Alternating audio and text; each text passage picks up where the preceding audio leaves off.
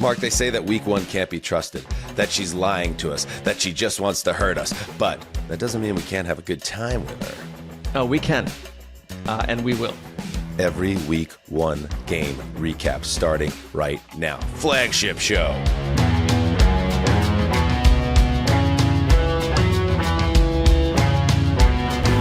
Hey, oh, look at this. Welcome to Heed the Call. Flagship program, week one. More like week fun, am I right, Connor? Because this is what week one looks like. Oh, we are in for a whole treat. Can we pump the...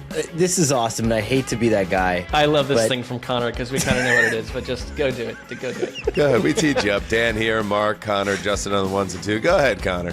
Get it off your chest before we get into this. All right, I'm just reading this sport deserves all the attention it gets. If this is week one, we're in for buckle up. And it's just by week 16, we're going to need to do cocaine just to feel something. We're going to be so bored with this. And yes, this was fun, but we don't have to do this every time. Just appreciate it for what it is, and then we move on. All right. Listen. It's okay to be excited, though. Right, That was a hell of a Sunday. That was awesome. Yeah. Right. And we're going to get into all the games, all 14 games. I don't know why we're waiting till week 16 to dip into bags of cocaine, but if that's your plan, that's the situation. What was it, 13 games today? We're going to get to the Friday night game. We got everything covered. We already hit you up with Thursday. We're going to get you Monday night tomorrow. But let's get right into it. Let's not waste any time, and let's go into one of the greatest Sunday night football games of all time. Yeah, I said it. Scorigami. You're a terrorist. Don't annoy Dan. It is. The Baltimore Ravens had it in their back pocket. Derrick Henry having the game of games, 46 yards down the sideline, untouched, to put Baltimore up 40-25 in the second half. And yet, the Bills didn't quit. After the two sides trade punts, the Bills go 10 for 80, touchdown, 40-32. Then, Derrick Henry fumbles the ball away. Bills take over. 4 plays later, they're in again, 40-38. 2-point conversion fails. Did I mention a Tyler Loop PAT failed earlier after that second Henry touchdown run? Then, after the Ravens go 3 and out, and the head coach maybe shows a little bit of a lack of onions, the Bills take over one more time, 9 for 66, setting up the Matt Prater field goal as time expires. Yes, 41-40. The Bills shock the Ravens, crush the Ravens in a game that pitted two of the AFC's favorites against each other. And Mark, let's just call it like it is. That is some games you don't know where to start. Was that an amazing win for the Bills? Was that a absolute stomach punch loss for the ages by the Ravens? Yes, it was both, and it all happened in the space of about 3.5 hours in front of Chris Collinsworth, Mike Tirico, and the world. Exactly. And it's a snapshot of today's sport and today's AFC. Despite Connor's overt cynicism to the entire operation, I mean, it is what the AFC is right now. And because 48 minutes ago, the story of the game to me was you get Lamar Jackson. Any other quarterback would have been ripped to shreds deep in the pocket. He escapes for a 19-yard run. We convert, and then that Henry run happens after it. Game over. That's a backbreaker. And my thinking is, look at none of these guys even played in the preseason. This team is completely prepared to go on the road, and in the biggest moment, right out of the gate, they've got to go face another Super Bowl contender. And we're seeing the Baltimore Ravens appear to be at the height of their power. And it's almost like it's working. Lamar Jackson and Derrick Henry have a way when they are unified to wear down a defense. And the Bills, to me, look defeated and broken. But the other side of the story is that every time I feel like I watch Josh Allen, no matter what corner he's been backed into, he's going to find a way out of it. And you got guys like Keon Coleman, but they just made plays. And it's like, this was a wild game with 40 narratives. We've all to write about these games before, cover them. And suddenly it becomes a story with 7,000 subplots. And this one to me was like, I'm watching Lamar Jackson at the end of this game wearing his little head thing. And I'm like, I can see his frustration because both of these teams have been here before. They've both been here before, Yes. and it's like... We've seen that Lamar Jackson face. We've seen that John Harbaugh face. We usually don't see it in the regular season because they usually seem to find a way. But just to underline again how hopeless it had seemed for the Bills in the opening of their final season at Old Rich Stadium, Connor, after that Henry touchdown run, after the Lamar scramble, Henry touchdown run, the Bills, their next possession is also an empty one. Like I said, they punted. So when they punt the ball back to the Ravens, there's just over 9 minutes to go in the fourth quarter. They're down 15 points, and the Bills defense has no idea how to stop this Baltimore roaring attack. The fact that went, and I don't care, I'm so sick. I hate win probability models. I guarantee you it was at 99.9 for the Ravens at that moment. And that just goes to show you cannot ever just assume anything, especially when Josh Allen is involved.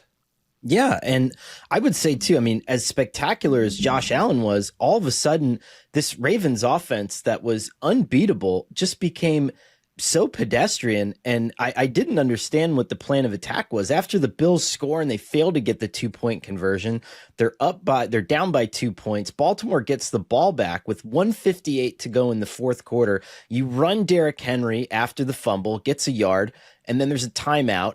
And then you do this weird jet sweep to Zay Flowers, which gets snuffed out, and then a timeout. And then Lamar Jackson just goes over and says something to DeAndre Hopkins. Yes. And then just throws him the ball 3 yards shy of the sticks, and then you punt.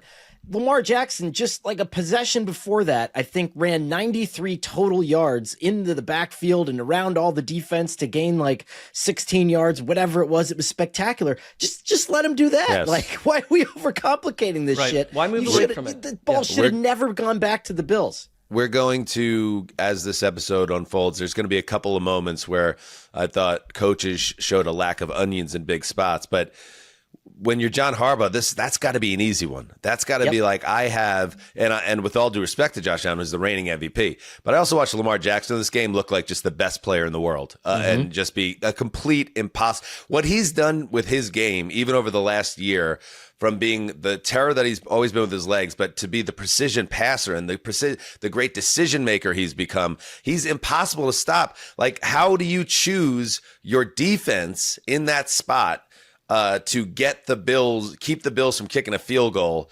over Lamar, get me 3 yards? And I understand it's 4th and 3 at the 38-yard line, your own 38. And if Lamar doesn't get it, you're going to get asked a lot of questions. But guess what? John Harbaugh right now, as we talk about this game, is getting a lot of questions this way too. So when in doubt, I feel like sometimes it's much easier for us to say it now, sitting in our home studios. But sometimes just like the game's on the line, I need to let my best player win it for me. And John Harbaugh didn't do that, and that's something I think he's going to struggle with when he tries to go to sleep tonight. And the entire locker room.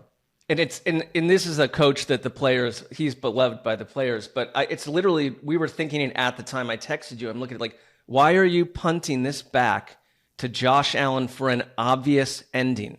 Did anyone think that the Ravens defense was going to get a stop at that point? No one's stopping anyone. So let's punt it back to the most dangerous quarterback in his home stadium. And all they need is not a touchdown, but a field goal. And by the way, we signed our field goal kicker 14 hours ago, and we're still going to do it to you. Can we get that shot of Matt Prater stomping up the sideline, contemplating where he's going to get his next Winston? Is this William Burroughs at age 42? What is happening here? This looks like a British actor in like an 80s BBC Sunday afternoon film. Like, what is going on with Matt What did Prater? you call him? Jeremy Irons? He's a Jeremy Irons light type individual. And yet This threw me. Like, yeah, I literally had to ask what I was watching on television when I saw this. I did wonder if he was going to miss the kick when I saw this little like flock of seagulls like weave thing in the back. I don't know what's happening, but anyway, That's sports, man. He did get up on the field, and it was a chip shot, but he made it. And That's like he made 52 new teammates today. Yeah, it's like, calm down. All right, everybody relax. But there it is. That is an unbelievable win for the Bills. It's an unbelievable win when I look at my over-unders. I took the Bills to go over 11.5. That's a win I needed, and I got that. And the Buffalo Bills now have a very important thing, Connor. They have the tiebreaker with the Baltimore Ravens. In the event that they finish with the same record this season, they would win the tiebreaker, and I think that could come into play as well. So a massive, massive victory and a total collapse by the Ravens. Oh, that's a stinger. It is. And we talked about last year, the Ravens losing that game by the toe when Isaiah Likely missed it and against the Kansas City Chiefs in the opener, and how long it takes you to, I mean, they went through a little bit of a slump after that, right? And I feel like this is one of those games that has deflating possibilities to it. This was my number one team in the NFL. This was a team that I thought you could airmail to the conference championship game, but Baltimore always makes it more difficult on themselves than they need to. All right. If you want one more cliche, Connor, before we take a break and get to the rest of the games.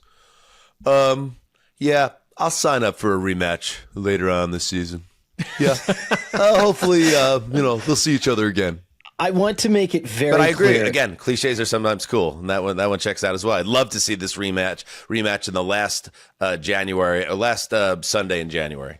I love football. I want to make that clear. I dislike certain people. That's it. Never change, buddy. All right, we're just getting started here. Crazy week one. Take a break, and when we get back, we dive into the rest of the Sunday slate. All right, we're back. Okay, Sunday Night Football in the rear view. Let's now pour into the rest of week one Sunday with a little Friday night surprise a little bit later in the show. But we must start with the game that we all had our eye on. In fact, when we did our Heed draft, it was the first overall pick, and with good reason. The Detroit Lions and Green Bay Packers. Justin, hit it. Curse of Marc Sessler. Stick it up your Kirby Lambo. The Curly Lambo? Stick it up your Curly Lambo. Kirby Lambo, even better. The Packers welcomed the big, bad Detroit Lions into their home and soundly trounced the defending division champs, overwhelming Dan Campbell's team on both sides of the ball.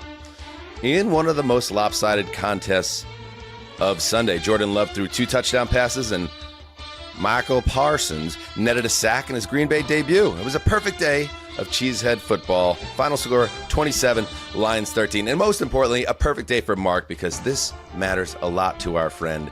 And right now, your Super Bowl prediction, where we stand on September 7th, is beautiful. Well, it's like, this is what we love about not just week one, but the new season in general. Like, there is transformation, because the Lions, and I have nothing but affinity for the Lions and their fans in general, but like, they've been the darlings, right? And like, suddenly out of nowhere, a Green Bay Packers team that struggled immensely against the NFC North a year ago, and it seemed to be the closed door in front of them, 1-5, come out and drop a complete hammer. And the one thing I've felt about them, and this is weird, but you're just like watching who they were all summer, that they feel completely inside, comfortable in their own skin now.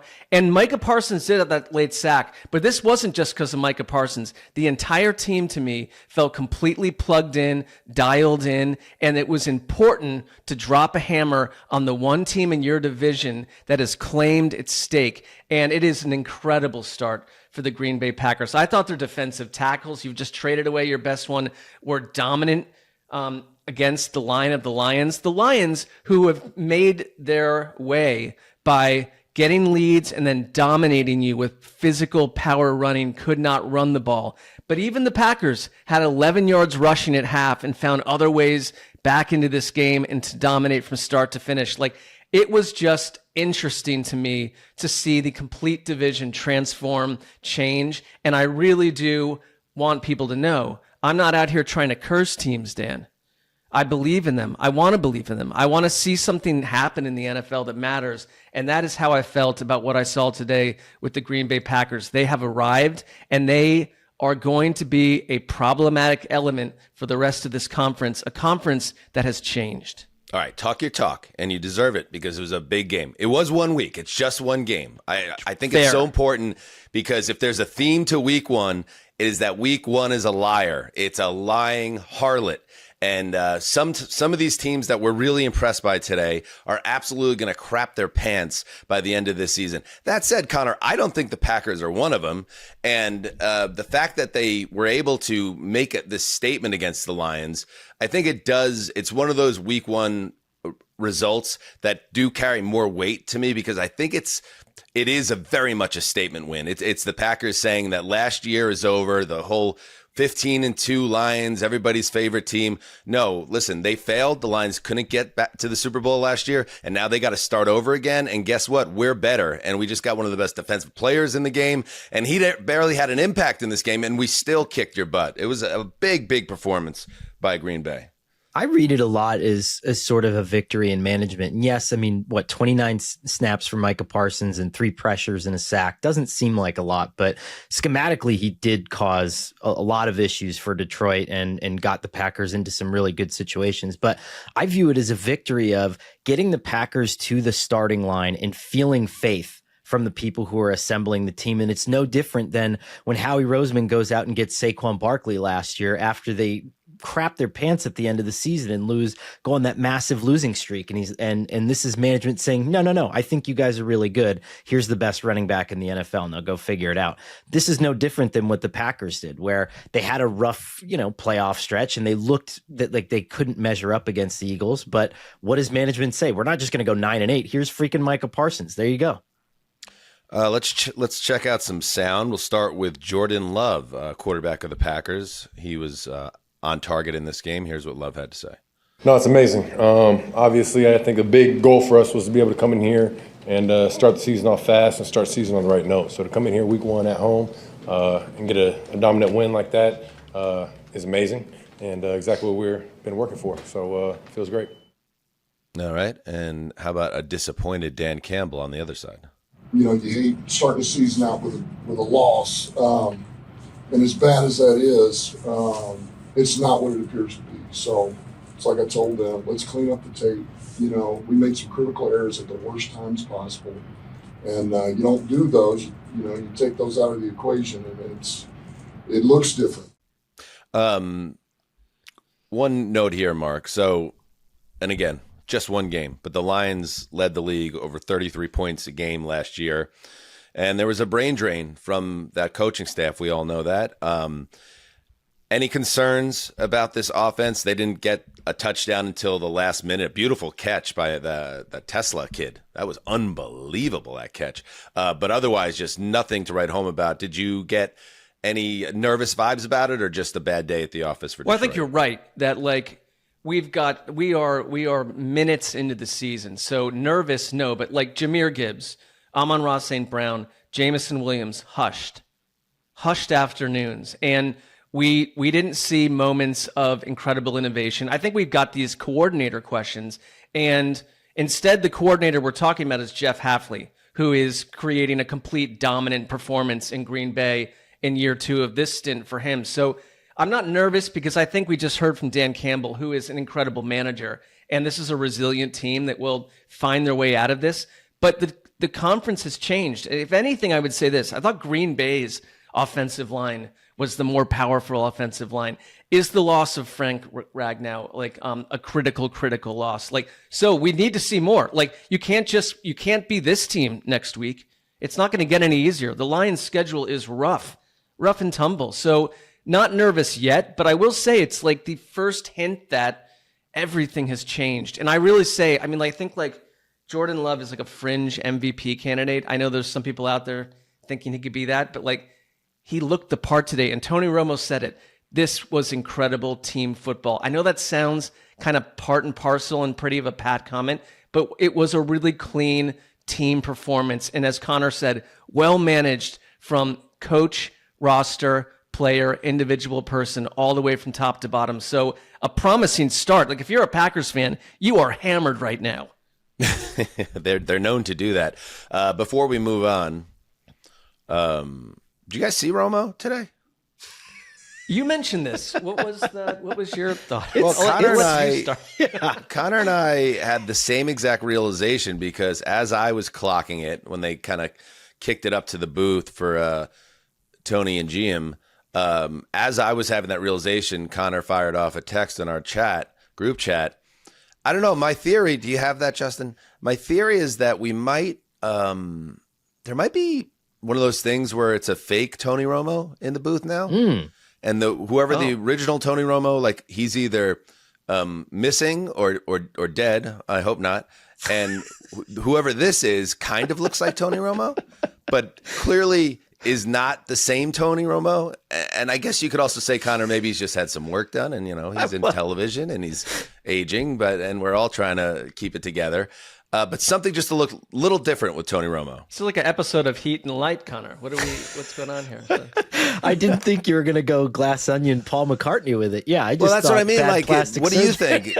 Yeah, is it maybe he's just had some cosmetic work done? But I was thinking maybe what if it goes deeper than that? This is an obscure reference, but he looks like the actor J.O. Sanders in Angels in the Outfield. He's the voice of the Angels. You reference that movie way more than most people. But there's like, I do. I own it on DVD. He's got like kind of a big chin, and then there's just like the forehead's just popping out a little bit more. It looks like we did some decking up there, and so I don't know. Maybe just a cautionary. Like he's wearing a Botox Tony there. Romo mask. I don't know. That happens to guys' faces, though. Doesn't everything just get bigger? It just like on the But face. that's not exactly what's happened here. Okay. I don't know. Everybody check it out for yourself. I'm not trying to be cruel or anything. I'm not even saying he looks worse. Maybe he looks better. Sure. It's just that he or whoever that is looks different. All right. I don't know. AI. All right. Let's move to the Meadowlands. All right, let's see here. So Aaron Glenn fired Aaron Rodgers in a way that embarrassed the egomaniacal legend. And then the NFL scheduling wizards promptly lined up Steelers versus Jets at the Meadowlands in Week 1. I wonder how this could possibly turn out. Yes, true to script. Aaron Rodgers went off, throwing for 4 touchdown passes and looking sharp throughout in a compelling start to his 21st NFL season. Thing is, Justin Fields, Rodgers' replacement in New York, was every bit as impressive, accounting for 3 touchdowns and several big plays with his legs and arm as the Jets scored at will on Pittsburgh. In the end, though, people needed to drive home angry in northern New Jersey, and so it was. DK Metcalf made a circus catch on a ball that bounced off about 14 different players. Chris Boswell drills a 60-yard field goal that would have been good from about 93, and then Jalen Ramsey had a wonderful stick of Garrett Wilson to knock the 4th down ball loose. Steelers 34, Jets 32. That is a good-ass game, boys, even if it went down like a bottle of Drano for yours truly. God, I mean, there's so many directions you could take this game, but I'll start with the quarterback position because I think this is a game where both the Steelers and the Jets have to be feeling great. Rodgers was... When you saw good Rodgers last year with the Jets, it was the same guy. He was accurate with his throws. He was obviously reading the defense as well. He had a lot of trickery with the ball, like play action and rollouts and just wide open receivers. I don't know. Aaron Glenn's got a lot of work to do with that defense. And he can't move. That's going to be the thing with him. And my concern about if I'm a Steelers fan is Rodgers getting rolled up on in a muddy pocket and lower body injuries, and just keep an eye on this knee, ankle, foot, whatever. That's going to be the thing that I think is going to be the biggest concern. But as a passer of the football, if you protect him, which they did mostly in this game, I think he'll have more games like this. So that's arrow up for the Jets. Justin Fields played. This is the best version of Justin Fields that I think we've ever seen in the NFL. Not only did he make the requisite plays with his feet, which he's always done, including a beautiful naked bootleg on a key 4th down for a touchdown. He was very accurate as a passer. So that's a great sign for the Jets and their offense in general, looking functional for the first time in so long. But at the end of the day, credit the Steelers for taking advantage of bad Jets mistakes. Quincy Williams with a terrible late hit out of bounds that got a go-ahead drive for Pittsburgh going in the second half. The ensuing kickoff after a Rodgers touchdown, Gibson fumbles the ball away. Steelers recover, and then Rodgers throws another pass right after that. 14 points, right when the Jets looked like they were about to take over. The Steelers make big plays, and the quarterback helps capitalize quickly. And then the end of the game, it was just back and forth. And I just think that you have to look at what the Pittsburgh Steelers did here, Connor, in the offseason. They bring in Rodgers, they bring in DK Metcalf, they bring in Jalen Ramsey, and all three of those guys played a key role in a very exciting and important win for Pittsburgh.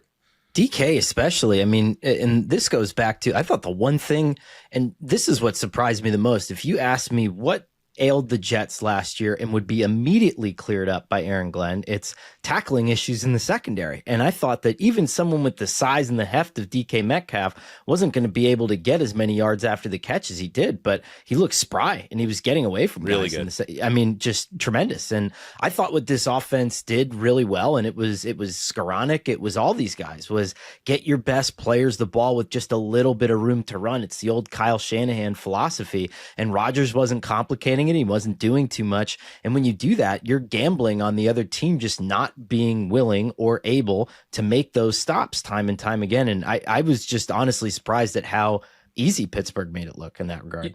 You said it perfectly, Dan, that both teams can come away feeling new and positive and optimistic about what occurred, because it's been a long time for the Jets on offense, but they imposed their will on the Steelers. They ran for 182 yards, and we don't know what the ceiling is for Justin Fields. We just don't know. He's been thrown around the league, and it's like this was a clean, confident, well-used version of Justin Fields in an offense that was balanced. Garrett Wilson made huge plays. It kind of just leaves you like, if you're the Jets, what do we want to see? We want to see growth. We want to see a team that's organized and doesn't look like they've taken 14 tabs of LSD. And they did that today against a very good Pittsburgh defensive front. They were the more powerful team on the ground, and and they stopped the Steelers on the ground. We're kind of openly rooting for them. I know we were texting during it, and yes, they lost, but it's like I come away from it with optimism for the New York Jets. That's where I am overall. And there were a lot of people in my mentions, Jets fans, that are always going to skew hyper negative. And I don't like to feed into that pessimism around the Jets because there's just too much of it and it can overwhelm being a fan of the team. But you also have to be real about it. As all the good things that happen, and in addition to everything you just said, Mark, which was all accurate, that running game, yeah, Breece Hall, he had that wiggle back. He had that juice back. Justin Fields, in addition to the accuracy, yeah, he was making plays happen with his legs, and the offense looks sustainable. We'll see. Again, week one is a liar. She's a harlot, but we shall see. But all that looked great. The problem Women is, do not lie. The problem is, some do, some don't. The problem is, at the end of the day, this is exactly what I said in the preview show. This was a big game for the Jets. This was their chance to beat Aaron Rodgers and start the Aaron Glenn era in a beautiful way. And you blew two fourth quarter leads in this game, and you could not get it done. So I'm going to be optimistic and focus on the positives, but you have to understand, it still sucks. That's the bottle of Drano that went down. That this is a game you got to win. You got to finish this game off. And the fact that they couldn't do it and lost it in a painful way, and it allows Aaron Rodgers. And you think I'm going to be mad at Rodgers or give him crap about this clip we're about to play? I'm not, because when you play like that, you could talk your shit. And this is what Rodgers said after the game. You spoke about the meeting with Aaron Glenn on McAfee a few months ago. Beating him, is there significance in that, since he basically told you to your face that he didn't think you were right for that team? Yes, that's what he did. So there's significance in beating him for you? I was happy to beat everybody associated with the Jets. Yeah, so listen, he gets to do that. He gets to say that, Connor. Well, let me just ask you this, Dan. And yeah.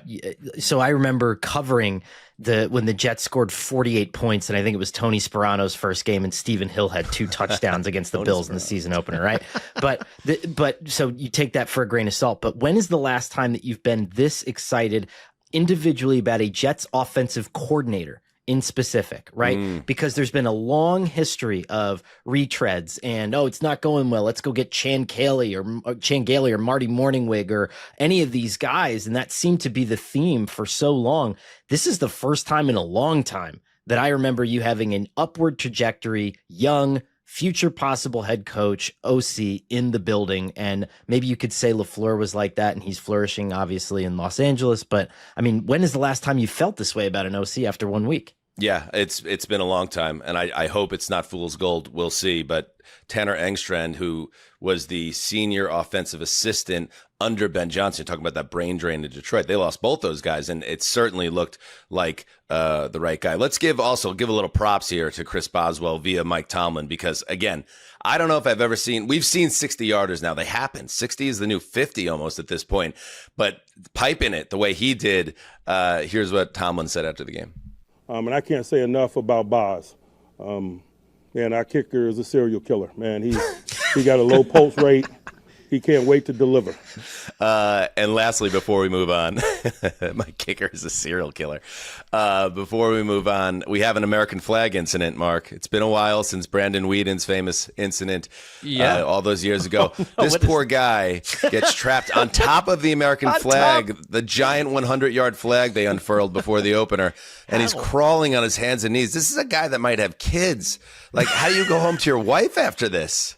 You don't. You got to put the Tony Romo mask on. You got to go into hiding. You moved to like North Texas and live in a small like a small apartment for one. Maybe that's the real Tony Romo trying to escape. That's like a cat. How is it not sinking the flag? Where did it? It's a huge ass flag.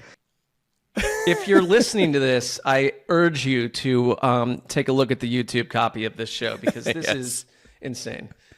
And one more thing. This is J.J. Watt's debut in the booth with Iron Eagle. He was very good, I thought. A very promising start. Was he? Good. And coming off a off season where there was, a lot of unfortunate storylines around kickers and their habits off the field and undermining Hall of Fame careers. Thought this was an interesting choice of words by Eagle on a Nick Folk 51-yarder. The kick from Folk, and he massages it through. Massages it a little bit. Don't need it. That's good. Let's keep that in our back pocket. The bird and the beak. There's Brandon Whedon. Well, this is sad. Isn't this ultimately a little depressing that this happened to him? I mean, it's funny always. A little. Also depressing. I locked the Jets. I knew that was a bad idea. Of course I knew it was a bad idea, but I locked with my heart, and I'm a little rusty in the game. It won't happen again. I'm going to start doing the Sessler move. I'm going to lock against the Jets and just dominate this year. Whedon went on to throw 4 interceptions over the next 2 hours, I believe, in that debut. All right, let's move to Seattle. Division showdown. In case of emergency, break Tungus. 49ers third-string tight end Jake Tungus emerged as an unlikely hero.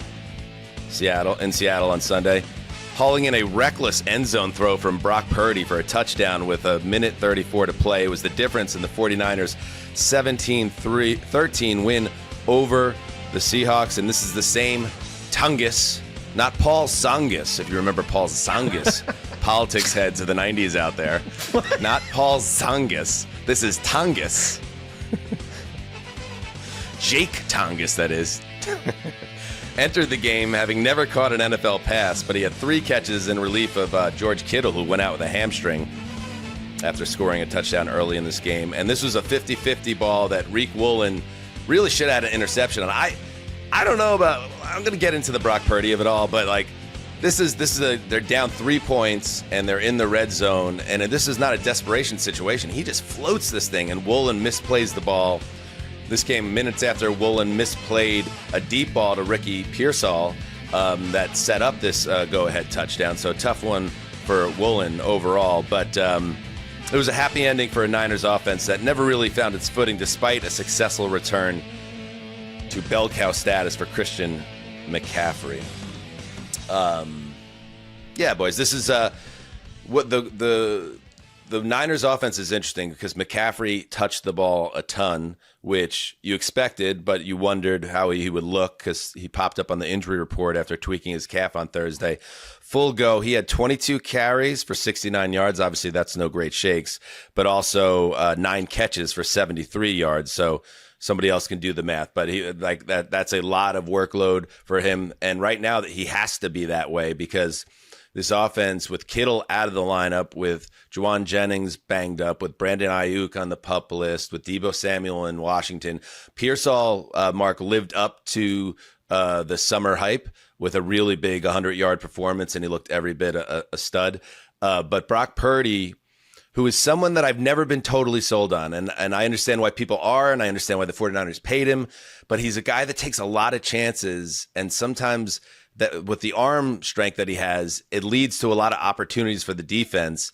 And I feel like they got pretty fortunate with some of the decision making by the quarterback, but Seattle just couldn't generate enough offense to take care of their opponent this week.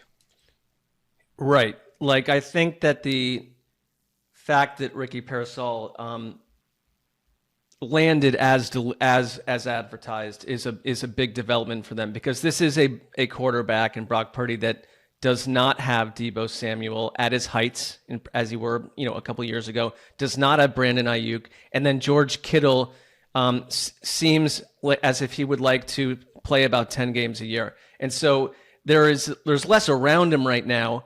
And you're leaning, like, it always felt like a team that was leaning so hard on Christian McCaffrey and on certain players to such a degree, and we've ticketed them for 12 wins or something. Like, I didn't, from what I've observed of this game, I didn't see that kind of team. And I don't know if Brock Purdy alone, and I am more pro Purdy than you are in general, but he needs pieces around him, and he's always had luxurious pieces around him. And if that changes, who is this quarterback? Like, I feel like that's what we're going to learn over the next couple months, especially if injuries mount. Yeah, I don't want to skew too negative because he did get the job done, even if it wasn't the prettiest touchdown throw. But he threw another interception where he kind of forced it into Pearsall, and he threw it. It was probably 4 Seattle defenders around him, and it was like one of those throws like, dude, what are you even trying? And then he had Pearsall for what would have been a touchdown on like an out route, and he just didn't have enough arm to zip it in there, and it had a little bit of a hump on it, and it got knocked away. But ultimately, Seattle wasn't able to capitalize. And also their offense, this is the debut of the Seattle offense, new offensive coordinator, Connor, and new quarterback, obviously. And Darnold was sitting on 99 yards with 3:28 to play in this game. And Zach Charbonnet and Kenneth Walker both ran the ball a lot, as we expected them to. Charbonnet had more success than Walker did. But, just not enough offense, and I'm going to keep my eyes on what changes they might make in week 2 as a result. You guys make a good point that week 1 is a liar, but it's also sometimes showing you what's going to be the ultimate truth, sans the context of 17 games or however many games they play now. But it's one of those things where I think both of these teams will wind up as top 5 defenses, and we'll look back at this more as kind of an artful slugfest. Fair. If you look back at some of the secondary blitzes that Saleh and that Mike McDonald were throwing in this one, like, the backfield looked like the beginning of Saving Private Ryan. There was just bodies flying everywhere. It was wild. And so that was my takeaway from this game, was like, holy shit, both of these coordinators were in their bag, and the 49ers will get by. They'll figure out how to score some points, but I think both Saleh and McDonald are going to wind up with top 5, top 10 defenses. Connor, I was going to ask you, because you've been a Mike McDonald guy. Like, that was one of my takeaways. I just wrote on my notes, like, the Mike McDonald vision has arrived. I mean, we're getting close, where it's like, I think this is a really quality head coach. You want to hear something that I didn't like at all on Sunday from your boy, Mike McDonald? Well, it's not my boy, but I'm saying he could become one of those people. Seattle sends up their kicker on 4th and less than a yard late in this game, when they could have, if they get a first down, they could take the clock down and win the game. I hated that. If you're a team, you're ground and pound, you believe in your dogs up front and your running game, go get that yard and win the game. And it put them in a situation to get beat in this game, like, straight up. They go up 13-10. Feels a little unmodern. And sure enough, San Francisco goes right down the field and beats them. And Nick Bosa is the one who ends the game with a red zone strip sack. And we got a return of the excited Bob Saleh sideline reaction. I was happy for that. I'm happy for Robert Saleh. He kind of got a raw deal, obviously. Everybody does with the Jets. So a successful start for him as well. So, yeah, this is a grind it out division battle. And I think, Connor, you hit on it there, that instead of getting on these offenses after one game, it's like maybe these are just two really good defenses, and the defenses are ahead of the offense anyway right now. So there was, to your point, though, on McDonald, there was a pandemic of no cojones this week. And so I don't think that was just him. I think that was a lot of teams kicking from the 1 yard line. One more thing before we move on this and take a break. Kyle Shanahan, now he had a nice offseason. Again, I'm not saying Tony Romo had a bad offseason. I don't know where Tony Romo is. It's just there's just a different Tony Romo potentially in the booth.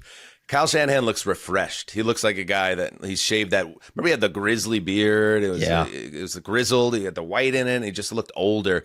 Now he's clean shaven. He's probably been living clean. Probably been on a juice cleanser 3. But that's all going to go out the window very quickly if Jake Moody can't make a field goal. And the special teams unit is 0 for 2. Here's both reactions. First to the Jake Moody chip shot miss. And this is a close game. This is a division game where every point counts, and he knows it. And then after a block on another short kick or late in the third quarter, it's like, let's keep Kyle Shanahan looking and feeling healthy, mentally and physically, okay? It's a good move to go clean. I've had a facial hair since COVID, or as I call it, Corona. I don't know why that's something you can't call it that, but like it's a smart. It's not like you can't call it Corona. Well, I don't know why it had two Do you think names. you're like the bad boy of 2020 memories because you call it Corona? Okay, I call it Corona. Yes. But it's smart to go. You go clean shaven, and then Corona you wear does the not hat exist. that goes deep over the eyes. So I don't really know what's going on with him looks wise in terms of age, but he does look refreshed. Who knows? I wonder if Jake Moody survives that. The second field goal, the block wasn't his fault. I didn't think it wasn't one of those low trajectory kicks when a kicker's got the yips. It was more like the entire offensive blocking structure collapsed around the kicker. But they're gonna have to clean that up. And they're not the only team that had kicking issues in Week 1. All right, let's take a break and we'll check out what happened on Friday night in São Paulo. All right, we're back. Let's dive into it now. Let's go back in time to Friday night. Because it was deemed necessary to play football on Friday as well in Week 1. Not going to complain about it. Just going to say it's something that happened. And it, thankfully, because of the rules of America, and who knows if those rules are going to exist or if America is going to exist, but like, you can't do this anymore.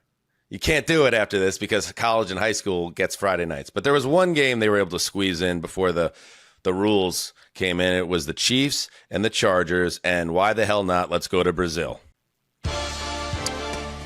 We spend most summers around these parts wondering if this will be the year someone in the AFC West finally stands up to the Chiefs. On Friday in São Paulo, the Chargers made a compelling case why they could be up for the challenge. Justin Herbert finished off the defending conference champions in punishing fashion with a long scramble for a first down near the sideline to clinch a 27-21 win. Herbert was awesome. 318 yards, 3 touchdowns. This was Chargers' first win over the Chiefs in September 2021, right around the time of Corona, Mark. Fingers. Snapping a 7-game skid against the team that has dominated the AFC forever now. Connor, we try not to make too much out of Week 1, of course. It lies, as we know. Theme alert. But the Chargers looked confident and capable, while the Chiefs still look like a team with an offense that lacks an extra gear. So here's what my thought was on this, and especially on the Chargers end. You have Amari and Hampton. You're trying to break in a rookie running back, and it's not going well. They vacated the run game, and this is Greg Roman, the guy who wouldn't let Lamar Jackson pass, right? And that's significant that down the stretch on 2 critical drives, they just kept letting Justin Herbert drop back and get into a rhythm and throw. He threw. I think it was 5 straight throws in one of the go-ahead touchdown drive, and then at the end of the game, when he seals it with a run, there was only one run bookended by a bunch of throws. They're letting him drop back even when they know that there's going to be pressure. Just handle it, get out of it. And we started to see that like 2021 Justin Herbert, which was awesome. That's the guy that we just left by the side of the bus Corona station Herbert. At the end of Breaking Bad. Yeah. Yeah. Jim Harbaugh, as we know, said over the offseason to Rich Eisen, who called this game also, that his goal is to put Justin Herbert into the Hall of Fame. And here's what the interesting head coach said after this game about the win. It's monumental. It's monumental. It's, September 5th, I go down in some Charger lore. in my opinion, it was a big win. 9-5, never forget. He's hyperbolic, and that's part of why we love him, and also are a little suspicious of some things. But I really agree that the biggest part of this, because they're kind of like my AFC Packers in a way, where it's like they had a victory over a gigantic football operation that has seemed invincible in that division. And it's 3rd and 14, and Justin Herbert has that 19-yard run. And that doesn't happen in that situation. Number one, you're not planning for that to be the case. But the aggressive nature of a Harbaugh, Greg Roman team through the air is a surprise. Like, we've been talking for 2 years that this team wants to run the ball 46 times, and they're just not that team. Like, he really is leaning on Justin Herbert and trying to make him into the player that we've waited for. And I thought that was like a huge development. You took down Patrick Mahomes, and Mahomes also on the other side is like, Mahomes doesn't have a lot of people to lean on. But in this game, Quentin Johnston shows up out of nowhere.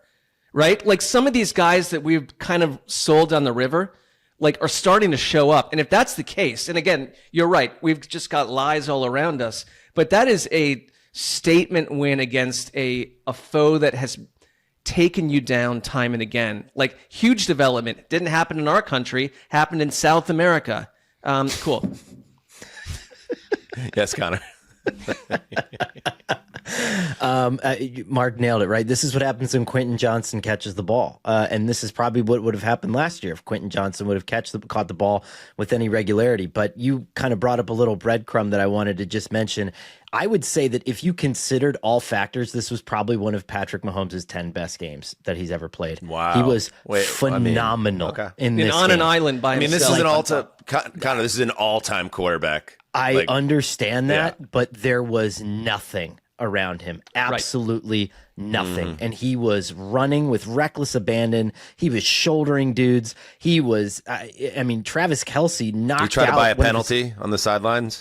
Did you notice that? But that was the thing. He wasn't kitschy. He wasn't like Tom Brady Weasley. He was just a badass in this game, falling down and flipping the ball to guys. And like, Kelce scored, but wasn't awesome by any stretch of the imagination, and knocked out one of their best players. And so it's one of these things, but I think if you put all those factors into some stupid Google Gemini, they would tell you that this was one of Mahomes' best games. If you buy into regression, because the Chiefs obviously had incredible success in close games last year, this could be the start of a pattern where the Chiefs come back to earth and the AFC West opens up. Entering this game, they had won 17 straight one-score games, including the playoffs. It's just unsustainable. I don't care who you are or what you are. Sometimes the regression can hit, and it can hit you hard. So keep an eye on that this season.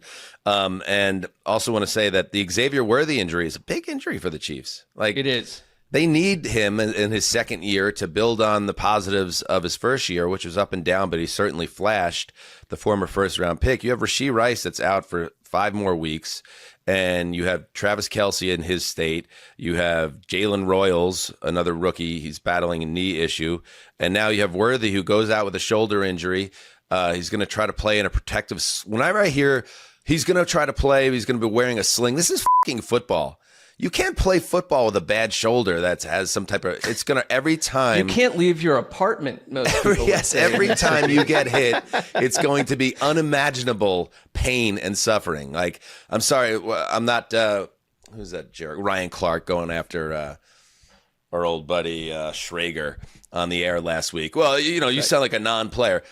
F you, first of all, Clark. Second of all, the playing with a bad shoulder, you don't have to play to know that that's going to really limit his abilities. So Rashee Rice can't get back soon enough, and Hollywood Brown is just going to have to ball out at a high level, or I think they're going to continue to have issues scoring. So, and one quick thing to Connor's point about what we can learn from week one. I think we knew there was evidence from training camp that this was the Chiefs team that was going to get back to vertical downfield shots, and Worthy with 4.21 speed was the centerpiece of that. And now that changes what they can do, because they didn't run the ball well either. So then what is this Chiefs team right now? We'll see.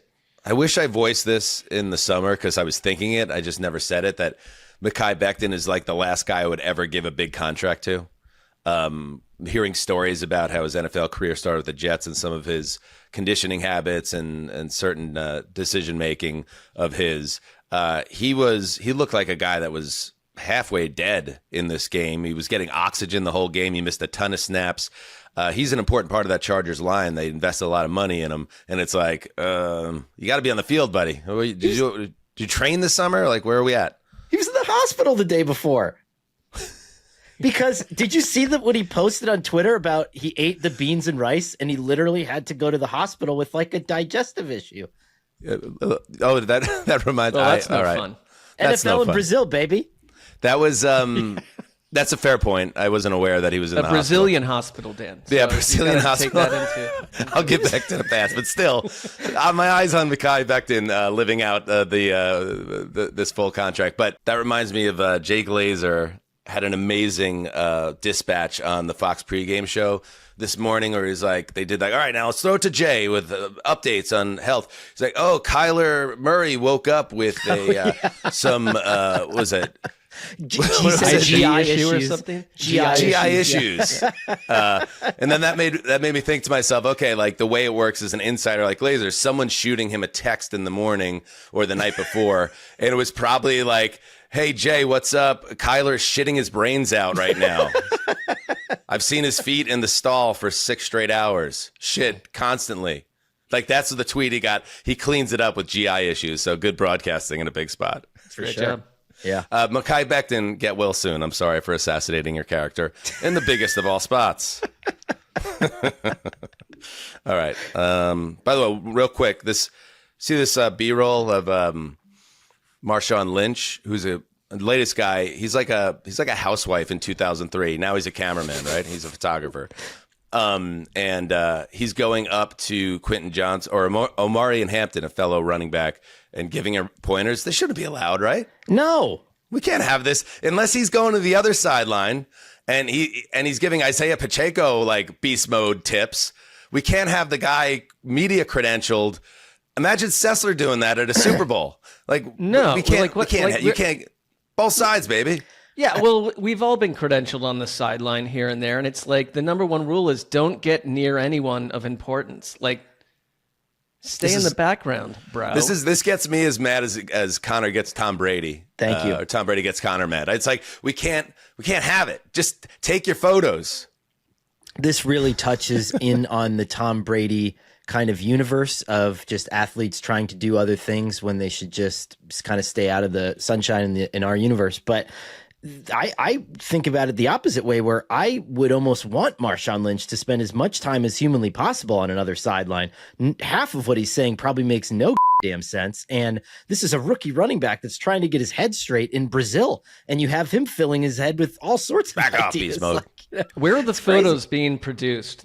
Yeah. Is he Yeah. a stringer for a legitimate news agency? I'm sure or he's is in this close for- contact with head of photography Ben Liebenberg, our old buddy. Fair All enough. right, let's move on. Let's head to a division showdown in the NFC South. Hey, speaking of summer hype bunnies, Emeka Egbuka, big start. 2 touchdown passes received by the young wideout, including a go-ahead 25-yarder with 59 seconds to play.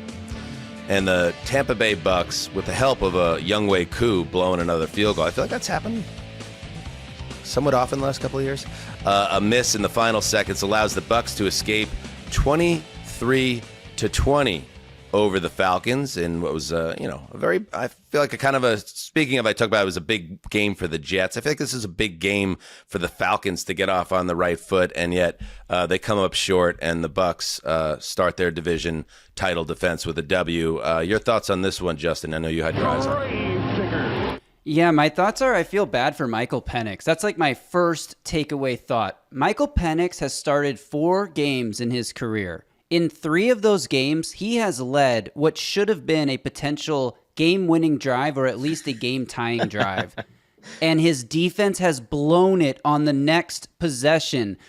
The first 2 last year, he lost them in overtime. This one, Baker Mayfield was able to engineer that drive. The late drive with the touchdown pass to Egbuka that you mentioned, who was awesome, by the way. He only had 4 catches, but he was making plays. He was awesome.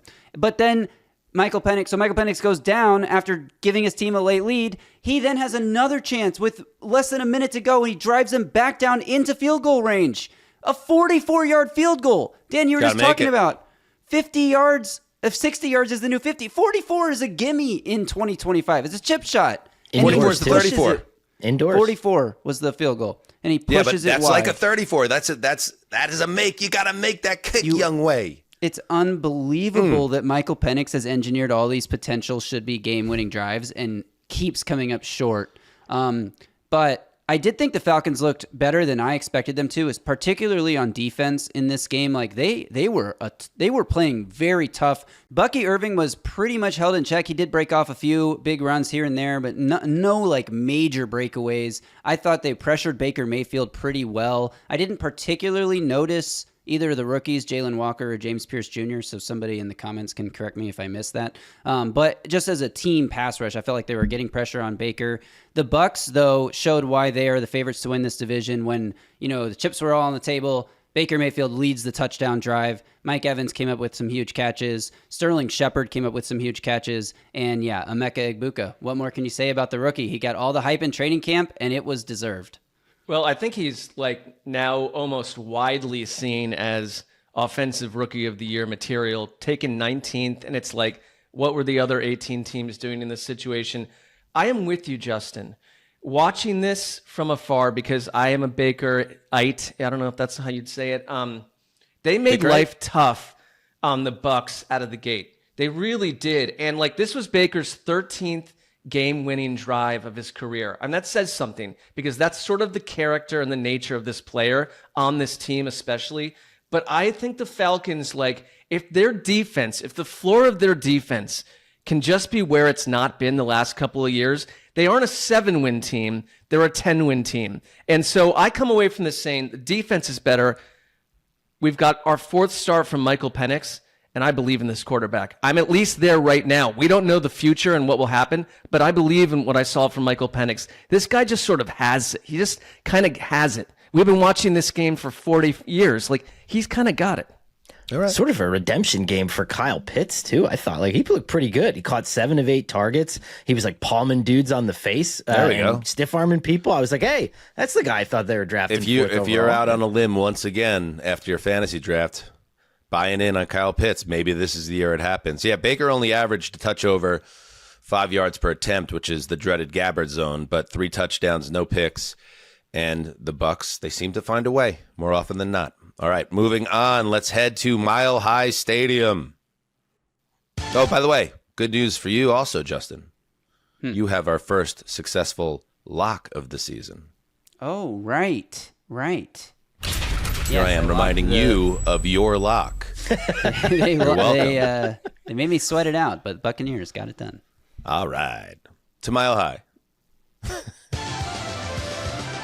This is the stuff that the executives at Tubi dreamed about.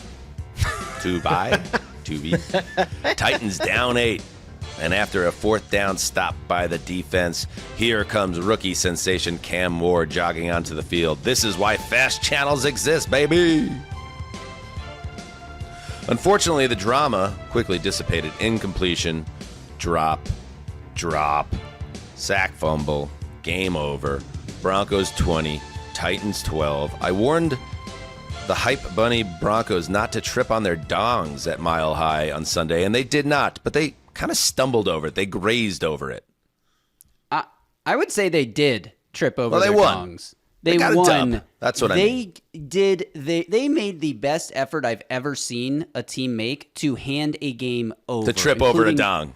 Yeah, including give him the trophy. I want to see what that trophy looks like. I I if think you could the do Broncos, that, you've got a different type of talent. But sure. First of all, Dan, the Cam Ward, the zero star, the Cam Ward story, the supposed Tubi documentary on Cam Ward. I can't find any information about this. IMDb said it was supposed to premiere on Labor Day. All you jackals out there that came down on me for getting after Cam Ward choosing Tubi as the distributing partner. And here's the biggest Titans fan that literally exists in America is like, I can't find evidence that this thing exists. It's like a Ponzi scheme. Like, the IMDb page says it was supposed to have aired already. There's no, episodes. It was originally pitched as, a 5-6 episode series or something. Oh no. There's like it's your only generation Star Wars, Justin. Yeah, I don't know what's going No, on. it's like that. It's like that Jerry Lewis film, The Day the Clown Cried, about the clown at the camp during World War II. Like it's like that thing. Like people, they have private watch parties. If you're able to find it, and it's like nobody could talk about it, but some people have seen it. It exists out there somewhere. This 2x documentary, but you have to be like connected in some way to be able to find it and watch it. That's the way I look at this like one. a snuff film of some sort. Yeah, so no idea what's going on with that.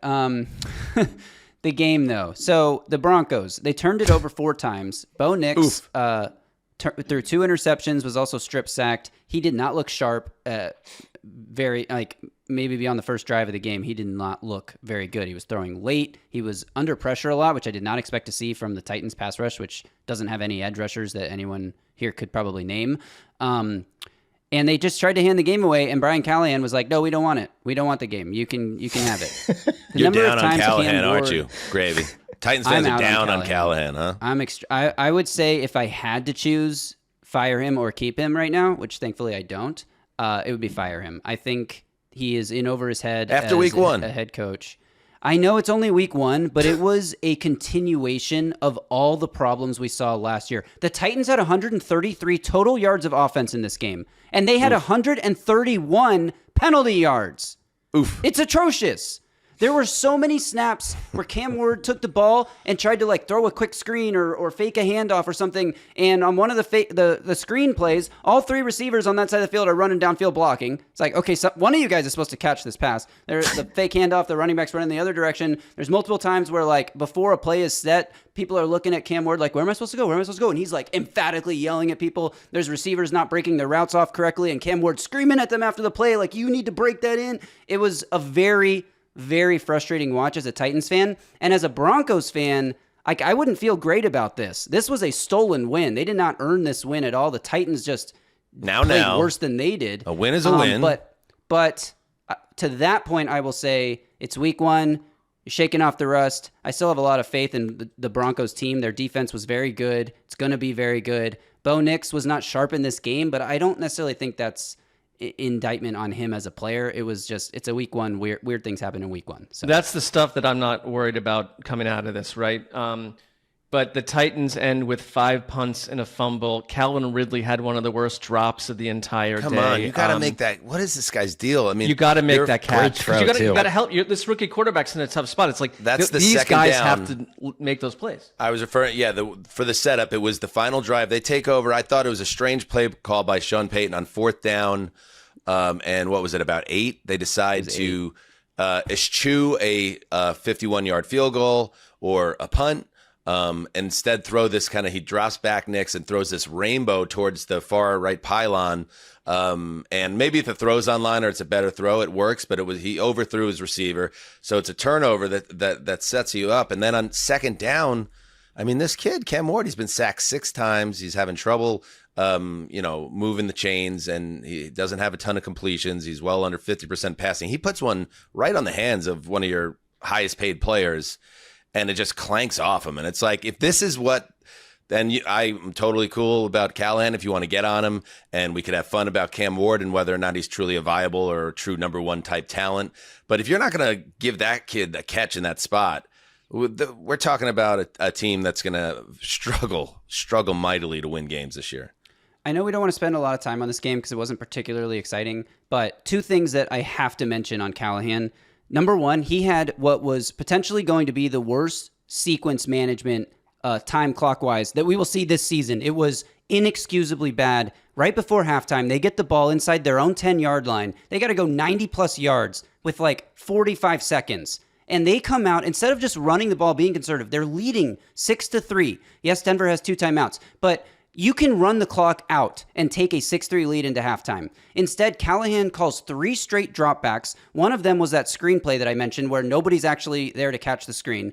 On the 3rd down, Ward gets sacked at the 1-inch line. It's a miracle that he's able to get the ball out of the end zone and it's not a safety. Then the Titans have to punt it from backed up inside their own inch line, and Denver scores a touchdown 3 plays later. It's like, Why not just take a 6-3 lead into half? Now you're down 10-6, 10-3, and then luckily the Titans had a kickoff return after the touchdown. Connor, you want to try to calm down our producer? This is when Jessica goes right to now. like CVS for 3 hours, or she claims that's where she's at. She just had dinner at my parents' house while we were doing the podcast. So. It's probably a good idea. And then the all other thing right. is, after the game, he says, Can we, Justin? Okay, go ahead. This is like like a coach doesn't. You know the literally have a rules. breakout podcast about this team. Yeah, I think- where you can. The Bo Nix thing is something to keep an eye on. There is something to keep an eye on there because I know there was a little bit of discourse out there in the offseason that if you broke down the game tape last year that maybe he wasn't quite the breakout rookie that he was made out to be. He was protected a little bit and a very sloppy game. I'd like to watch this one before I make any opinions, but just something to keep an eye on. All right. You're okay, Justin. It's okay. Let's just find that two by doc. Let's find that. Let's make that the number one goal of this Titan season to locate this web series, whatever the it is. 2 by. All right. Cam Ward is good. That's the good news. Okay, I don't cool. care about the rest. All right. I don't know, man. Let's see. Is that what this whole season's going to be? I've done this myself, by the way. I did this with Sam Darnold for like 4 years. It's a very dark place to just keep saying the quarterback is good and everything else sucks. I hope that's not what this is going to be. Not a great start in Nashville. All right, here we go. To Lucas Oil Field. Stadium? Lucas Oil. Something. The Danny Dimes Redemption Tour is underway. Daniel Jones was locked in his debut as the Colts QB1, accounting for 4 total touchdowns in a 33-8 rout of the flop-finned Miami Dolphins. Those poor things that were stuck at SeaWorld and the fin flops over. That's the reference there. The Colts are 1-0 for the first time since, wait for it, 2013. 7 years before Corona. Mark. Connor, what surprised you more about this game? Dimes and the Colts attack or the Dolphins' non-competitive start to their season? Well, we talked about it going in that the Dolphins had some injury issues, but what I didn't expect was how off page Tyreek Hill and even his best receivers were. And the first pick was just a blatant overthrow of Tyreek Hill. Tyreek Hill was upset on the sideline, and Tua described it on the podium after the game as like, my body was telling me to go through my progressions, but like my brain just kind of let it rip. And you're in year 3 of an offense with a really good play caller who once was a great play caller, and you look worse than ever. Zach Wilson came in and at least I think completed like 5 of 8 passes in garbage time at the end of the game, but Tua just snowballed from the beginning and really looked lost from beginning to end on this one.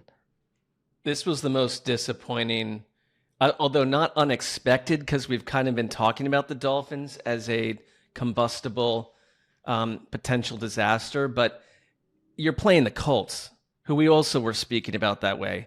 A total, complete destruction. And it takes the shine off of what we thought Mike McDaniel could do well. And you don't believe in the quarterback. The wide receiver looks physically annoyed on the sideline. Everyone's assuming he's going to be traded by October. It's a terrible start. And I kind of don't know where you go from a vision standpoint if you're the Dolphins from here. I mean, it's going to need to be a big turnaround, and you're going to need to change our minds, because I think we all kind of feel the same way about this team. And it was even overly confirmed in this absolute apocalyptic week 1 loss. Yeah, it was. They were one of those teams, and a lot of the times, and it's good because it makes following football and sports not predictable. But these teams that we have kind of a groupthink opinion on end up outperforming expectations. But in this case, the general vibes around people outside the Dolphins world was like the energy feels off. The Mike McDaniel thing doesn't feel like it's in a good spot. Tyreek Hill, keep an eye on that thing. Tua, we understand his skills, but is he a true QB1? Can he stay healthy? All this stuff. And then this game happens, and it kind of underlines all the concerns and all the things we talked about in the offseason, right down to Tyreek Hill looking pissed on the sideline. And then after the game, Mike McDaniel I thought this was interesting and quite telling that Jason Garrett on the NBC Sunday Night Football pregame show, when Jason Garrett of all people is saying, like, I thought it was an electric uninspired presence. Yeah, I thought it was kind of a lifeless, uninspired effort, and then it was a pretty lifeless press conference. I'm paraphrasing a little bit. It was like Jason Garrett's getting after somebody's charisma level. But anyway, Mike McDaniel seems a little bit off in his own universe as well right now. Let's listen to this. There was a lot of preparation for week one, and I don't think it looked it. What does that mean? That means that guys let week one and the bells and whistles of the season starting get the best of them. My job is to prevent that. I did my best, not good enough. Oda Mae Brown, you handle this analysis. That's all I have to say about it. Let's talk about, real quick, Connor, let's talk a little Daniel Jones. Did this feel sustainable? Obviously, this is a good story. And I know you were higher, I think, on Jones than I was and a lot of people. And certainly to have, he threw a touchdown and he ran for a couple more, was it? I mean, that's a nice threw for start. a touchdown, ran for 2. Tyler Warren with 7 catches for 78 yards. And that, to me, was the difference maker, where when they need something, and I'm not going to excuse what Anthony Richardson did last year. Clearly, Daniel Jones is a better quarterback, but there were a lot of drops too. And maybe it's because the balls weren't coming when the players were expecting it to or whatever, but Tyler Warren's clutch. I mean, he caught a bunch of passes, moved a bunch of first downs, ran for a first down, which was like my favorite part of the whole weekend. I was like up and stomping and screaming because I love Tyler Warren. But the Colts scored on all 7 of their offensive possessions. That has not happened since 1978 in a game. How about that? It's completely wild. Daniel Jones. Wow. Good for him. I'm happy for him. And here's the thing. Dolphins, last thing here. You get trounced on the road against a team that everybody kind of thought was going to be terrible this year in the Colts. Now you go home and you get the Patriots. If you can't find a way to beat the Patriots, who, by the way, need the game after losing their opener as well, then you go on the road on a short week to play the Bills. And this is how coaches get fired. 0-3 starts, those type of situations. So this is all of a sudden very quickly reaching a crisis point for the Dolphins. It can happen that quick when you're a quarterback, when you're a head coach that is potentially in hot water with ownership. Okay. Let's see. By the way, was Irsay's daughter featured in this telecast, Connor? Oh yeah. But she is a fiery individual. It appeals. Let me see to this. I haven't seen this. I heard about it. She kind of cracks me up. I find her to be entertaining. Look, what? Whoa! With the pen in the pad. Look at the pen in the pad. She's dressed like Cam Newton, modern day Cam. Yeah, this person is not here? messing around with society. Taking notes. Taking it Dude, by when she got the notes and the pen out, she's We kind of weren't dressed messing like around here. almost like a female like priest in the future or something. I'm trying to like lock down what's happening here. I mean, I'm sure it's a very expensive, stylish outfit. I've just never seen anything like that. I do like the sunglasses. Priest in the future. I don't know what's happening. All right, let's keep moving. That's going to be a fun subplot. Callie? Callie, I Irsay. believe, yeah. All right. Gordon, excuse me. All right, to SoFi Stadium.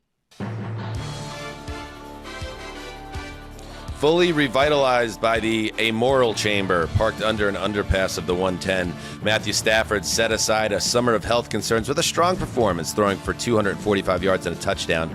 That put him over 60,000 career yards, by the way. There's only 9 other guys that have ever done that. How about that?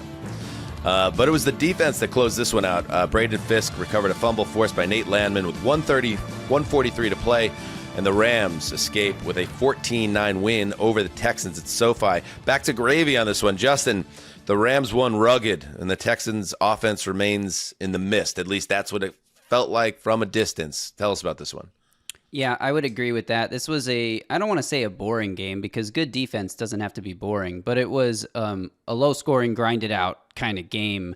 And, Connor, you made the point earlier that you think the Seahawks and the Niners could both be top 10 defenses this year. I think the same is true in this game. The Texans and the Rams are both stacked, loaded with talent. The Texans are especially just loaded all throughout the defense, and the Rams have found some guys that I don't know if they were necessarily expecting to find.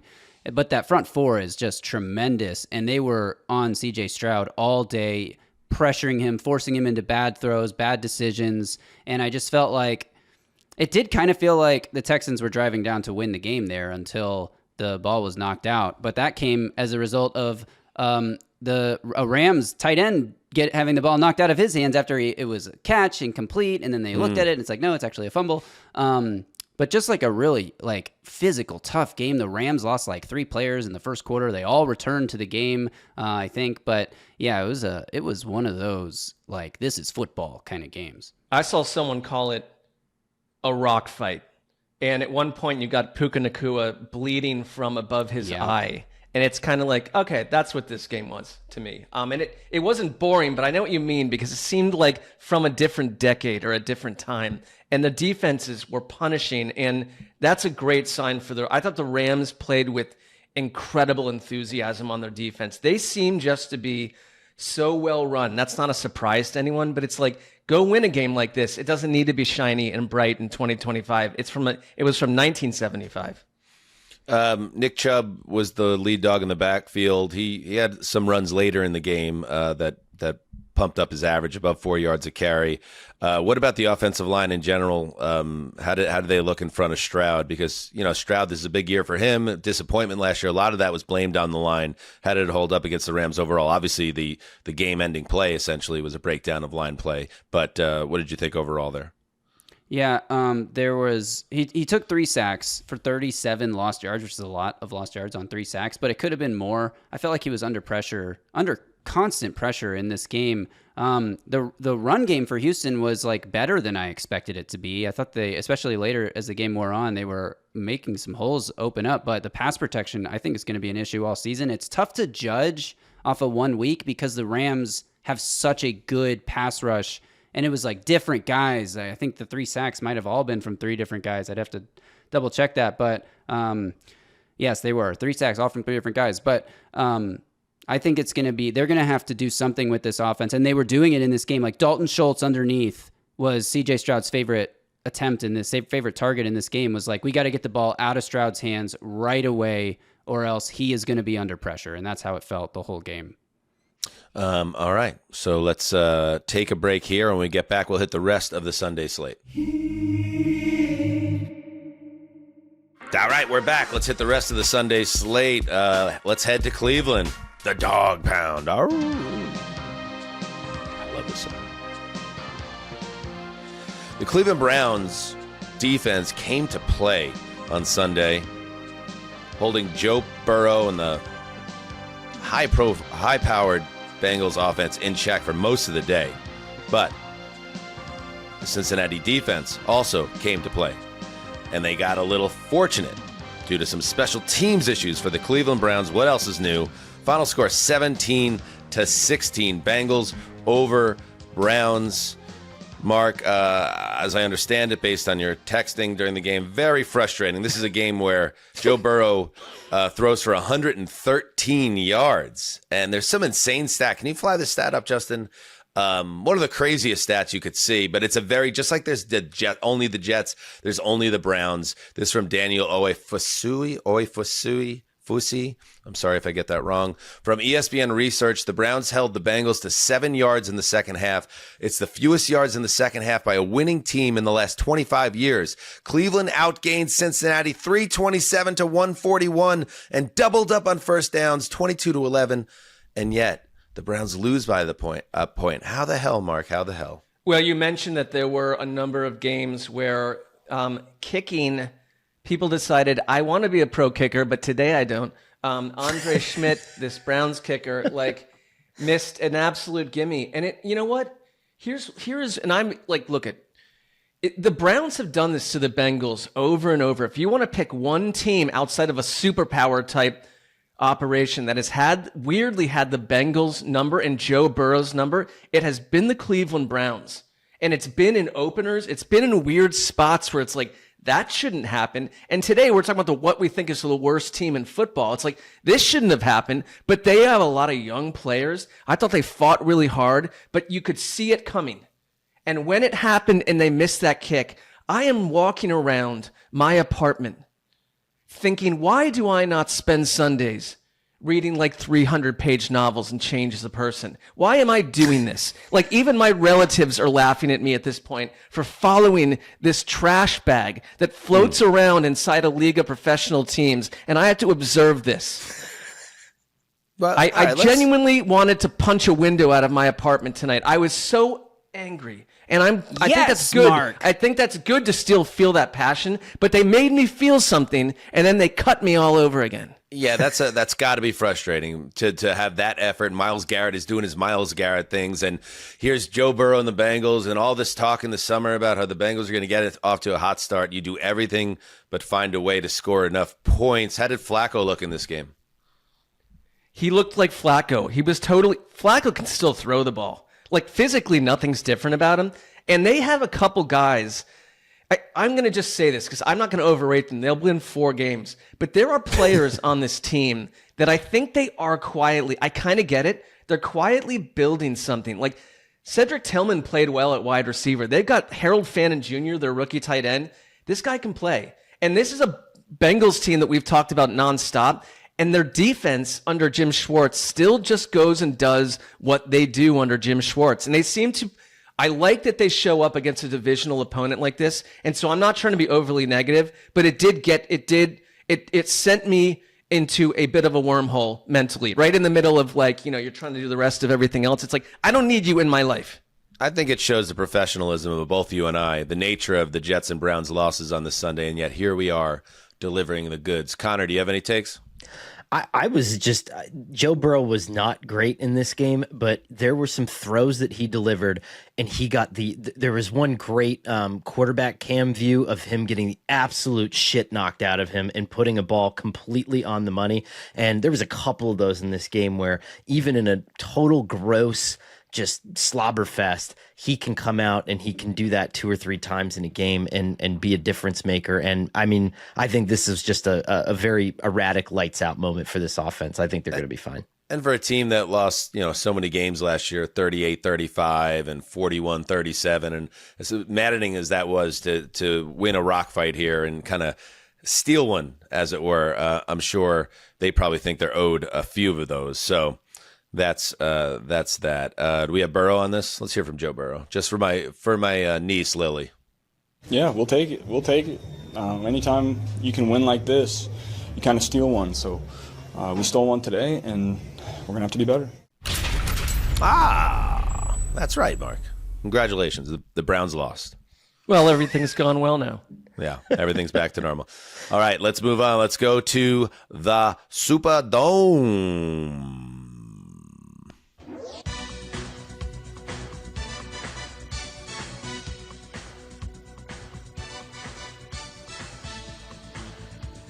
Man, these synths are really going off in this one. I'm trying to find my notes. So just turn this up, Justin, while I find my notes. Just sit back and enjoy it. Da-da-da-da-dee-da-do. Still looking. We had a crash situation. Here we go.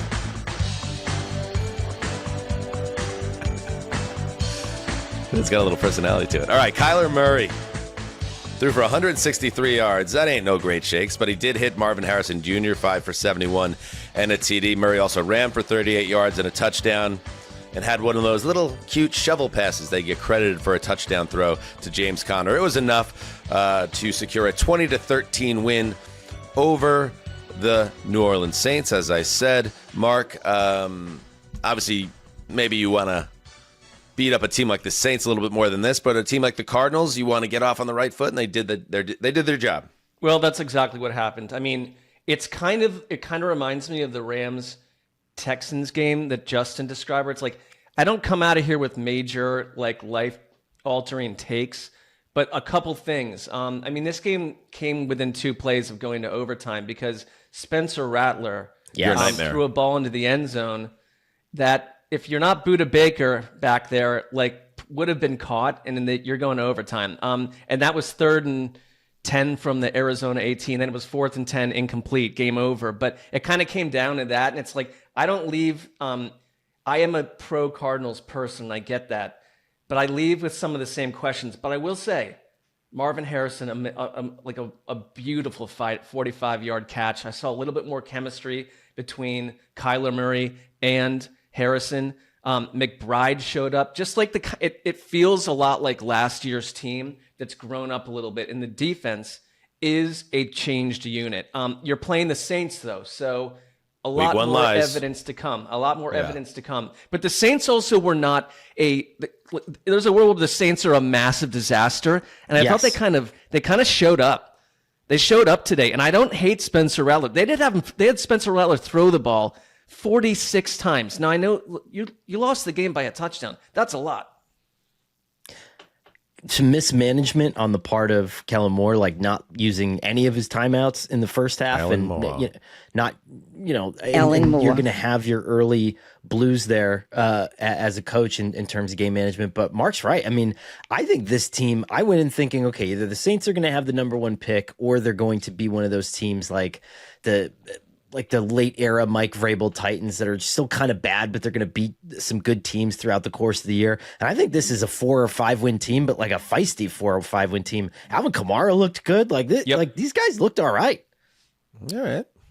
I'd like to see how both these teams look in week 2. The Cardinals get the Panthers at home, and the Saints draw the 49ers in their building.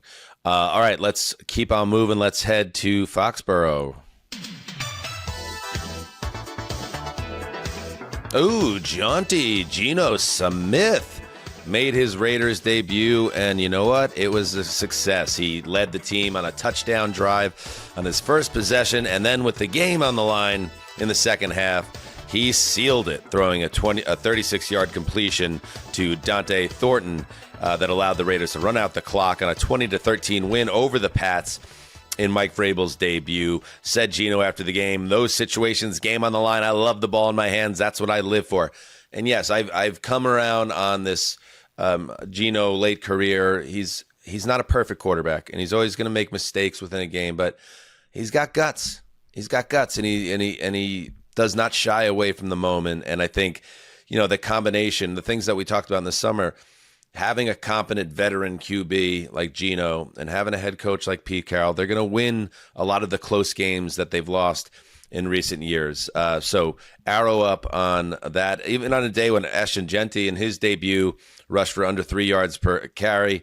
So he didn't have his best start. The Patriots did a nice job bottling him up. And in general, I thought New England's defense was pretty good in this game. After giving up the initial touchdown, they really shut down and flustered, I thought, Geno for a couple of quarters.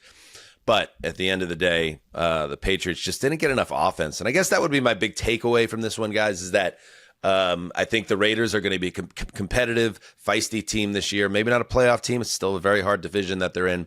But don't sleep on the Raiders. The Patriots, I want to know what their identity is on offense, because there's been so much talk about this Drake May arrival, and I'm not going to make too much of judgment on 1 week, but I still see a team that doesn't quite know who they are, what their angle is. So kind of I'm going to hold on the Patriots evolution from also ran to a team on the rise after 1 week.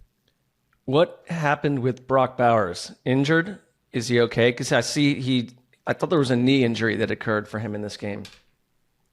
He said after the game, I think it was to Pelissero or somebody, that he's fine and there won't be any problems moving forward. Yeah, Bowers was Bowers, which is excellent.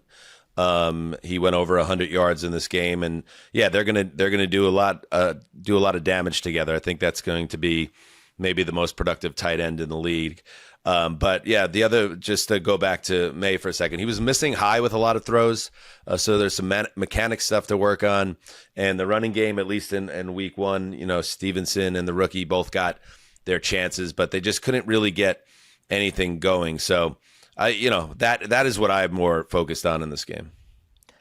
It's good that everyone you've mentioned outside of Bowers, I have picked up on fantasy teams, and they've all underperformed, as you would. So. Well, if it makes you feel better, he ended up throwing 46 passes, but he picked up some yardage in garbage time. That's put a little lipstick on this pig. I did have a big issue with. I know everybody loves Vrabel because he's incredible and all that, but this guy, they're down 20-10 with 4:53 remaining. 4th and 10 at their own 44. you gotta go for it there. And he does the thing, again, drives me crazy. He punts the ball away down 10, and sure enough, they do get the ball back, but by the time they put points on the board to get it down to a one-score game, it's too late. It's an onside kick and game over. Here's what Vrabel said after the game about that decision. I made a decision, on 4th and 10 with, close to 5 minutes to punt, and would like a better punt, and we had them stopped, and that was the plan, and that didn't work. And then they hit one, and we just didn't have enough time there at the end to do anything. That was the decision, that I thought was best for us at the time. Don't put this on the punter, because yes, Bryce Behringer had a 21-yard punt that didn't help matters, but the bigger decision was you taking the ball out of your offense's hands and your young rising star quarterback when you needed 2 scores with less than 5 minutes to play. Justin, does any of this ring a bell to you as a Titans fan? Oh, yeah. Titans fans will remember Mike Vrabel was a routinely, what was the cowardly punt? There's like a cowardly punt scale or something out there somebody does on Twitter. This is his the thing. Surrender Index. Surrender Index. Thank you. Yes. Great name. I like cowardly punt scale, but yeah, Surrender Index, definitely better.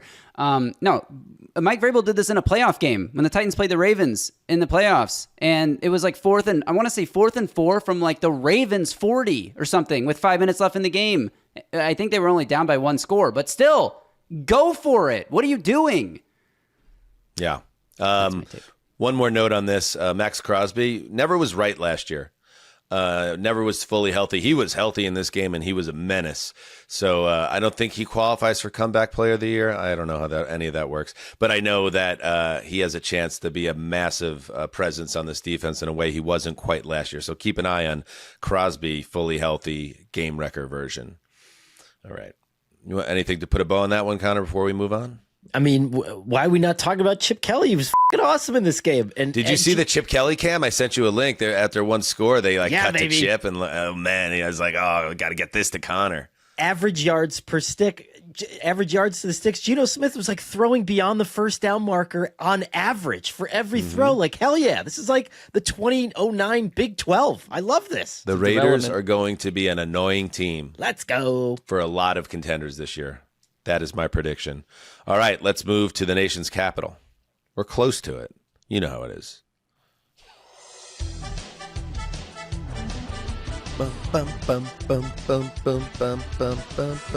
Yes, the Washington Commanders, they put themselves on the map with their superstar young quarterback Jaden Daniels last year on the way to the NFC title game. But it was their defense that was the real star in week 1, shutting down Russell Wilson and the New York Giants in a 21-6 victory. The Commanders held New York to 3 points total on 2 trips inside the 5-yard line. Deebo Samuel scores in his Washington debut. And yes, even on a fairly quiet day from Jaden Daniels, the Commanders take care of their business. Connor, I don't know where you want to start on this. Russell Wilson, there's a lot of whispers and talk in New York after an uninspiring start for their offense, but Washington gets off on the right foot. Your friend, Russell Wilson. Best friend. Park friend. He's my park friend, Russell Wilson. If you could distill, I think, this game and the Giants' woes down to one thing, it was in the beginning of the second quarter, they had an illegal hands to face while they were driving to the end zone. And so they got a fresh set of downs at 1st and goal at the 1-yard line. And the first play that they call is a tackle eligible to their 5th-round pick out of Purdue, who, by the way, is not good enough to play on one of the worst offensive lines in football. Surprise, he can't get off the line. The Commanders point it out and they cover it. On the second play, they leave him in as a bonus blocker, and they finally hand the ball to Cam Scatabo, which everyone was waiting for them to do. And then this 5th-round pick out of Purdue gets beat so bad that he gets knocked backwards into Cam Scatabo, and then they lose a yard. And then the third play, classic Russell Wilson, there's kind of a flood play designed to the right, but then Darius Slayton is on a loop over to the left, doesn't even look at him. Like, he's wide open, doesn't even turn his head over to see where he is. And then that was like the critical juncture where the Giants defense actually played well. I thought in spots their pass rush was really disciplined, and that's what led Jaden Daniels to look just meh, right? I mean, it just wasn't awesome. He was just kind of doing what he needed to do. They still had over 400 yards of offense. Right. I mean, I feel like it was like at pace where there wasn't anything that blew you away, but they picked up a bunch of first downs. They did what they needed to do. But I thought that the Giants were hanging on long enough that they should have been in this game, but it was not. Yeah, not to be. Just one game again, but that's one thing I was saying in the summer, kind of like this is a very tough schedule for the Giants, and how many 300 total yard Russell Wilson type games can Brian Daboll handle? And in this case, they had 231, which is pitiful, and that's the pressure is only going to mount. Here's Daboll, who is naturally and expectedly besieged by reporters asking about the first round pick quarterback that's just sitting on the bench right now. Will you consider starting Jackson next week? Yeah, look, we're going to get home, Pat. We're going to look at our game. Collectively, we all got to do better. So two more. Is it safe to say that Russell is still your starter? Yes. I mean, we're just right here after the game. I got confidence. We got to do better around overall, coaches, players, around everybody. So, we'll get focused and ready to go on Dallas. Brian, in fairness, you're not answering this. It sounds like you're not answering. Well, we're talking about after every game. I got confidence in Russ. So we're going to go back. We'll evaluate the tape. This game isn't on Russell Wilson. It's not on Russell Wilson. I want to make that clear. So I have confidence in Russ. We got to do a better job all the way around. I'm a little confused. My coach translator was kind of skitzing out on me a little bit, because at one point I was like, oh, that sounds like he's starting Dart in week 2, but then he made some comments like, oh no, that means he's going to keep Russell Wilson. It's probably more likely that he's going to keep Wilson, but it might come down to everything's on the line for Wilson in week 2. I think it's I saw someone write, I believe it was The Athletic, that Daboll wants to play Dart in general. Let's grow a young quarterback and bring a new chapter to this team. Because what is sort of the purpose of Russell Wilson? But he wants them to be prepared. And you're to the point that their schedule is a nightmare. I think their offensive line is, without Andrew Thomas, very problematic. It's going to be a really rough and rugged ride for a rookie. So you're trying to manage the personality and fame and lineage of Russell Wilson with the idea of can we just move on from this and get the rookie in here at some point? But when? It's going to swallow up Daboll as long as this season goes on. That's the other part of it, right? Kind of Daboll, he's a human, Daboll, right? And he knows this is all these assholes are going to be asking me after every loss. For me, from a human standpoint, I'm going to be I might just throw my hands up, or go one of two ways. Throw my hands up and just say, you know what, I'm starting this kid because this is so annoying. Or you dig your feet in a little bit and you'd be like, no, just because you want me to start him, I won't do it. You could go that move too. That's how you get fired, though. Knowing him, that press conference, he probably felt the way that all of us feel if you have to go get a glass of water in the middle of the night and your kids, you've asked them a million times to put the Legos away and you just fucking step on one of those things and you're about to just punch a hole in the wall. That's where he was at temperature-wise, I'm guessing. Yeah, tough start for the G-men. Yeah, my New York friends, that thread, a lot of that summer optimism has now been tempered. But again, just 1 week. Just 1 week. All right, one more game. Let us head to the big chlorine tank. A new era in Jacksonville. Liam Cohen, new head coach, and he gets a game ball from Shad Khan, Jacksonville Jaguars owner, after a 26-10 win over the Carolina Panthers. Trevor Lawrence threw a touchdown pass. Travis Etienne had a big run and went for 143. And Jacksonville takes care of business. A nice start. A nice start for the Jaguars. And that's nice, Connor, because this is a team one of those teams that really could use a fast start, and they got it here. They could use a fast start. I'm not sure that they could use Travis Hunter. I think that they needed, I don't want to bring that up again, but I think that Liam Cohen did what he needed to do. He came in and he fixed the run game. He made sense of this offense. He got them into situations where he was getting the playmakers with the ball in their hands and room to run. Travis Hunter, that whole situation felt a little forced to me. And even Brian Thomas, when he wasn't getting the ball, at least you were getting involved in the running game. And I just thought everything about this was good, and just made me question the Travis Hunter snap count and all this kind of stuff.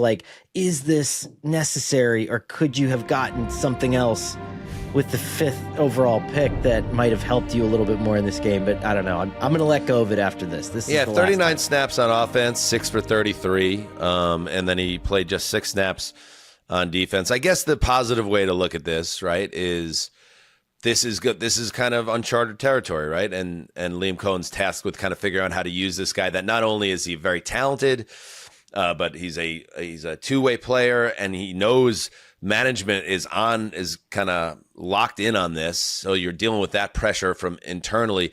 If they can win games while they figure out how to work this fantastically talented kid into both sides of the ball, like that will work. Now, if they would have laid an egg today and you would have had those snap count numbers and the lack of an impact from Hunter, then you're going to be like, oh, what's going on here? But they could do it this way. They have time. I will say this. He is a fabulous kid. Like when Brian Thomas scored, he was jumping around the sidelines like a kid at a candy store. He was electric. And I guess my only question is, and I could see both sides of it, why isn't he in the game, especially on defense at the end when you know that Carolina's got to throw their way out of this situation, right? You're down, whatever it is, 16 points, and you have a quarterback, you have Dave Canales, you know that he knows how to throw the ball and to dial up passing plays. Why wouldn't you want conceivably your third best cornerback in the game? And if you're preserving him because you're worried he's going to get hurt, then I feel like that's a different, wouldn't you be feeling that way throughout the entirety of the season? I don't know. That was my one rub with it all.